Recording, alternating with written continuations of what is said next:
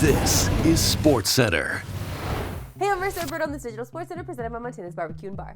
And my God, what a heavyweight tilt we got in the NHL tonight, as the Jets host the Blues. And let's start with the streak, because the Blues have won an incredible 12 straight, which is the longest streak in hockey this year, as well as the longest in franchise history. But St. Louis has been so much more than the streak. So let's go back even further. On February 2nd, this team had a 9.7% chance of making the playoffs. As for Moneybuck, they were 23, 25, and 4, and those 50 points were the 7th fewest in the NHL. But since then, the Blues are an unreal 23 and 3, easily the best team in the NHL in that stretch. So even when this streak finally ends, they need to be taken seriously in the playoffs. On the Jets side of things, these final few games are about finishing with home ice throughout and winning the President's Trophy. But their lead over the Caps is down to just a point, with 5 games to go. And while this one is a very unlikely first-round playoff matchup, it is still possible, as the Blues are only 2 points up on the Wild for the first wildcard spot. And what a reward that would be for the Jets, who have been the best team in hockey all year. Hey, here's a first-round matchup against a team nobody wants to play. Listen, as a chronic first-rounder myself, I would be very happy with the team getting the Jets out the first round too.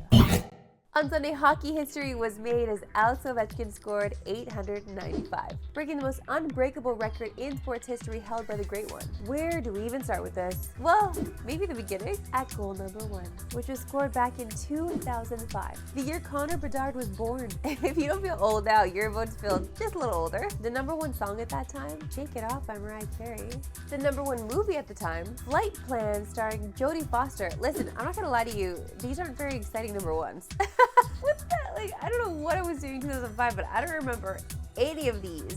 And I was old enough to remember, so it feels like they didn't hit as hard as maybe we're making it sound right now. And get ready to feel even older, because 2 months after Ovi scored his first career goal, YouTube was launched to the general public. And think of how much that platform takes over our lives now. My producer had to take it away from his child. You can literally be watching this show on it right now. But back to goal 895. For starters, the goal gave Ovi 1 more than Gretzky in the same amount of games played. Then the significance of the date the goal was scored on, April 6th. That's the same date the Capitals won the draft lottery in 2004, and the right to take Ovi. As we mentioned, consistency is the only reason we got to this point, and averaging over half a goal a game for 13 seasons, the most in NHL history, is an incredible feat. What's also incredible is that there's more history to chase, because Ovi is just 50 goals away from having the most goals, regular season and playoffs included, all time. As Ovi has said multiple times, he wouldn't be here without his teammates, and nobody has assisted more Ovechkin goals than Nicholas Backstrom, who we shared the moment with on Sunday celebrating. And to show how lucky we are as sports fans right now and the greatness we are witnessing, for the first time since the 70s, the scoring leader in the NBA and NHL are active players. How lucky, how blessed we are to be sports fans right now. Watching that moment for Ovi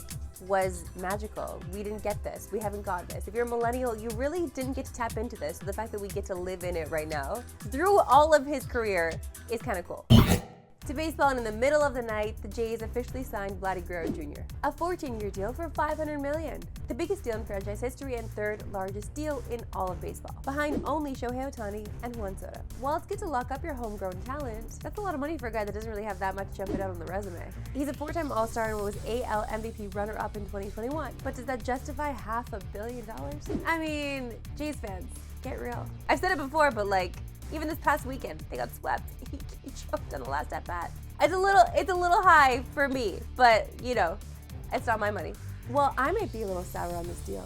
I can still be sour and sweeten, because the most important thing is that it keeps Vladdy in Toronto for his whole career. Or if they ever decide to move him, at least they didn't lose the asset for free. But who got the better of this deal, the Jays or Vladdy? Here's our own Steve Phillips. Vladdy Guerrero Jr. made it clear $500 million was the number that he was looking for. And so in the end, it seems like the club blinked. The team blinked. They gave him the $500 million over 14 years, we're understanding per the reports. And so I think that from that perspective, Vladdy got the number that he wanted. And the reality is he probably could have gotten that and more if he had gone to free agency. So the Jays getting it done right now. Certainly they have to feel comfortable with the number. That being said, it does make me think if they had made this a priority in November, before going after Juan Soto, before Soto signing, how much less they could have gotten Vladdy Guerrero Jr. done for then. Steve is wise. Steve is wise. Time now for Electrifying Moments, presented by Mercedes-Benz.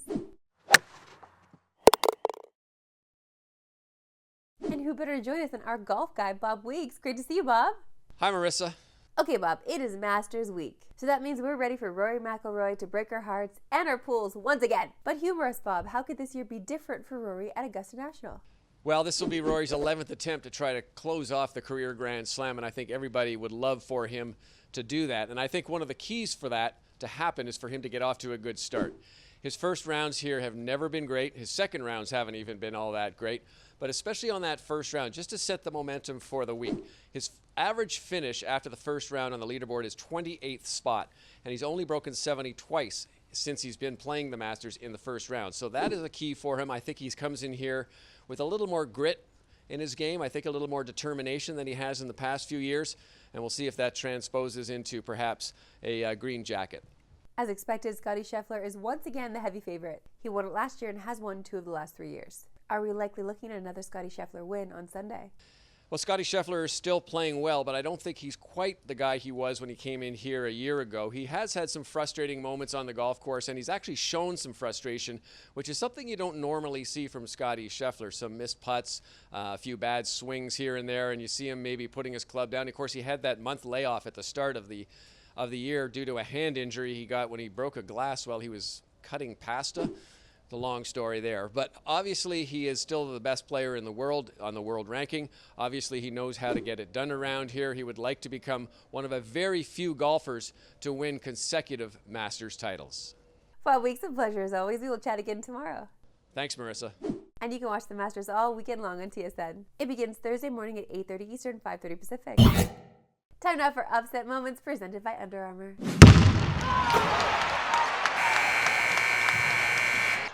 And in yesterday's final in the women's bracket, we did get an upset technically by seeding. But when it's UCONN and Paige Beckers, could you ever truly call them an underdog? As they beat South Carolina to win their 12th natty, the most ever. And one of our favorite moments of this title has to be this video going viral of UConn star Paige Beckers from her senior year in high school manifesting her future. Senior year in college, probably winning a national championship my senior year, going out strong, and then preparing for the WNBA draft, hoping to go as the first pick. Is what I would hope for in 5 years. And that's what we call manifesting. Okay, Paige? A perfect lesson. Because yeah, she's also going to be first overall pick in the WNBA draft. Easy. The men's final goes down tonight between Houston and Florida. And if we get anything close to what these two teams gave us in the semis, then we're getting a classic tonight. Still cannot believe the way Duke choked away that game, dang. Destroying my producer's bracket in the process. He's still salty about it to this day. You can watch Houston and Florida tonight on TSN. Coverage begins at 8:30 Eastern, 5:30 Pacific. That's it for today. We'll start picking them up 3 Eastern, no Pacific. Have a good one.